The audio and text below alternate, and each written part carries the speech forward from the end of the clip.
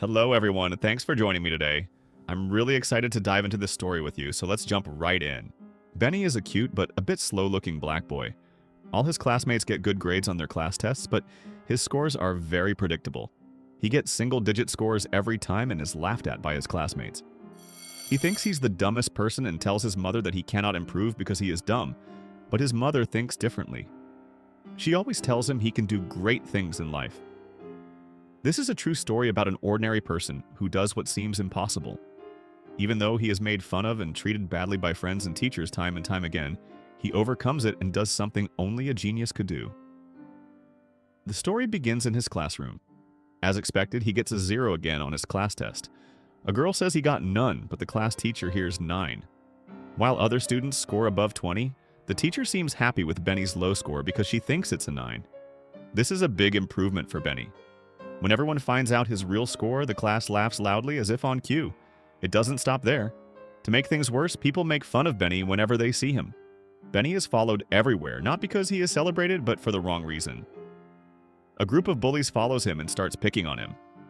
He looks frustrated, as anyone would in his situation. Benny gets so mad he can't control his anger and punches a boy in the face with a lock in his hand, making him bleed. The principal calls his mom, Sonia, to his office and tells her what happened. He also shows her Benny's report card, which is just as worrying for the young mother. He fails almost every subject. These bullying incidents really affected Benny's confidence and how he thought about himself. He keeps telling his mom, Sonia, that he isn't smart enough, but his mother is a constant source of encouragement for him and his older brother, Curtis.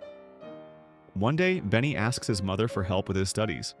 Sonia avoids the situation by saying that she needs new reading glasses. She finds out that Benny has a problem with his eyes. He cannot read because he cannot see the small words properly. He gets his glasses, and just like that, he starts improving his grades, class tests, and spelling competition scores. He goes to church for a Sunday morning sermon. The minister seems to be a great speaker and motivator. He tells a story of a doctor in his speech. Benny starts to imagine himself as the doctor and fighting off a pirate. This imagination gives him the key to a completely different world of learning and growing. He comes back home and tells his mother that he wants to be a doctor. He stops believing that he isn't smart. A new chance at life opens up for him, but Sonia is not happy. The boys spend a lot of time watching TV. She feels sad and visits a psychiatric facility. She tells the doctor about her fear and anxiety. She couldn't go to school and got married at the young age of 13. She finds out that her husband has another wife and child from that marriage. She continues the marriage because she was concerned about her boy's upbringing, but she further gets to know about her husband's involvement in drug dealing. She leaves the marriage and brings up her boys as a single mother. Her life is hard. She works as a cleaner to run the family, but her truth is hidden from her children. This causes great harm to her mental health, and the fear and anxiety start to eat her up, giving her depression. The doctor finds out that she has suicidal thoughts. He suggests that she get admitted for a few days. She is worried, but she decides the same. Sonia tells Curtis and Benny that she is visiting Detroit. She leaves them in an elderly woman's care. She asks the boys to memorize the multiplication tables. The boys protest, but they have no way out. When Sonia reaches the hospital, she finds a letter from Benny among her belongings. It's full of spelling mistakes, but the letter is very moving. Sonia gets emotional seeing the letter. Meanwhile, Benny keeps improving his studies. Now he gets 24 out of 25 on a class test. He runs home to tell their caregiver, his sister Scott, but to his surprise, he finds his mom is back home. He embraces her, tells her about his progress, and shows her his marks. Sonia is visibly very proud and happy. She keeps motivating Benny, and he keeps improving. Sonia, meanwhile, finds cleaning work at a learned and caring person's house. She is amazed to see a huge room full of numerous books. She comes back home and sees her boys watching TV. She turns it off and says that the boys should go to the library, read 2 books every week, and write a report on each of them. She also declares that the boys can only watch 2 TV programs every week after finishing their homework. The boys look frustrated, but they listen to their mom. They enroll in a library and start to love reading. They begin the process of learning on television as well. They watch a quiz show to expand their minds. This new love for learning starts giving Benny a reward right away. The class teacher picks up a rock and asks the class if they know about it. Nobody knows except a doubtful Benny. He says that the rock is obsidian. He goes on to explain how obsidian is formed. The teacher is surprised by the depth of knowledge of this young man. He asks Benny to talk to him after class. Benny meets him, and the teacher says that he has unlocked the power of his brain. This is a very powerful statement, especially when it comes from your teacher. Throughout, Benny does very well in his class. He excels in spelling. He wins the spelling competition in his class, but the class teacher looks unhappy. She has no choice but to declare that Benny is the winner. She comes out to be a racist. At the annual award function, the school's principal announces that Benny is the best student in his overall performance. His mother and brother are in the audience. They look no less proud than Benny. Benny collects his certificate, but the racist teacher comes to the mic and says something that shows her deep down racist mentality. She says that the other students should be ashamed because even though Benny is a black student and raised by a poor single mother, they couldn't achieve more than him. She unfortunately couldn't see Benny's talent beyond her racist views of life. The incident rattles Benny's mom. She decides to get Benny admitted where his talent can be appreciated, irrespective of his skin color. She gets him admitted to a school where most of the students are black, if not all. Benny is bullied there by a student for his shabby, old clothes, which do not fit the fashion of his generation. Benny replies to him in his language, and they become friends. This friend is a fashion lover in his fancy clothes and a good hat. This gives Benny a feeling of inferiority and insecurity. He asks for money from his mom for a new dress. His mom does not have much, but she reluctantly gets money and buys Benny a new pair of pants. Benny does not like the shabby-looking pants. He argues with his mom. He wants clothes like his fashion-loving friend, but his mom dislikes that and says that people with high fashion are void inside. Benny gets furious. During an argument, he takes up a hammer that his mom was using to fix the window and goes to charge at her. His brother comes to the rescue. He gets in the bad company of friends. His fashion-loving friend takes him to a gang where he buys a knife. During an argument, his friend insults him. Benny takes the knife and stabs him. For both of their luck, nothing serious happens as the knife was already broken. Benny runs in fear from the school. This is a blessing in disguise as he leaves the toxic and harmful friendship. Besides, he realizes the bad effects of anger, and he learns to control his bad temper. He gets admitted to the famous college, Yale, on a scholarship.